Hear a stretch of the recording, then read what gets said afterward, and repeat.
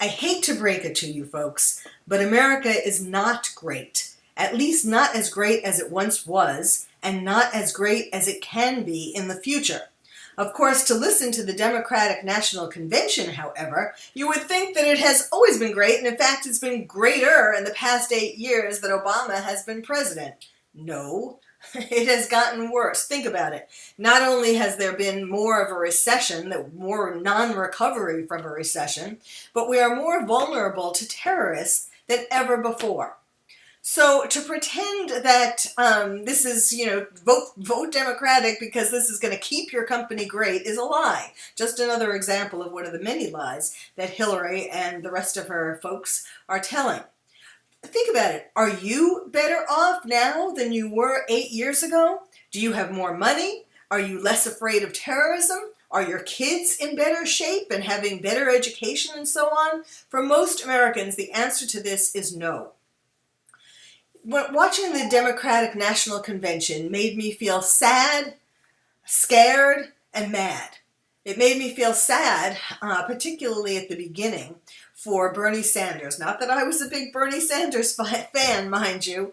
I thought voting in a socialist president in the United States would be even worse than voting in Hillary. But I felt really bad for him because he was hypocritical. And I mean, you shouldn't feel bad because he's hypocritical. I felt actually mad about that he disappointed his followers and everything. And when he said that he wanted to back Hillary and he pretended to be enthusiastic about it, I mean, he may be enthusiastic because obviously he must have gotten something good for him to agree to back her and try to get everyone to unite behind her. But I felt sad for him because doing this, going against himself, really, what he really believes, is going to take an incredible toll, a health toll as well as a political toll. And I felt scared because the idea of Hillary becoming president of the United States is incredibly scary.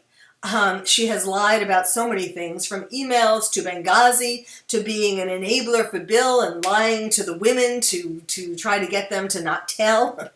And I felt mad because the ideas that they are lying to us, I felt mad that they would stand up there, all of them so far in the Democratic Party, at the convention, just lying to us. And I felt mad that they would have no more respect for me and the rest of the American people to think that we should and would swallow their lies.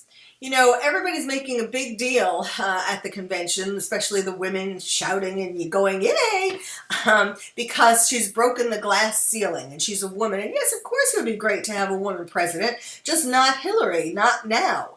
She, really, it's not to show women power. If she wanted to show women power, she would have continued to run for president instead of backing out of the race when she did years ago, when she and Obama had that secret meeting. Do you remember that? And she came out of that and she essentially dropped out and let him go on to become president. Obviously, getting the booby prize, getting promised by him to be Secretary of State. Well, really, is that a strong woman bowing to a man, allowing him to take control and dropping out of the race? I don't think so. So think about it. We all want to believe that America is still great, but we shouldn't vote for that in this delusion. We shouldn't go along with the delusion and believe that America is still great and cannot be greater, because yes, it can.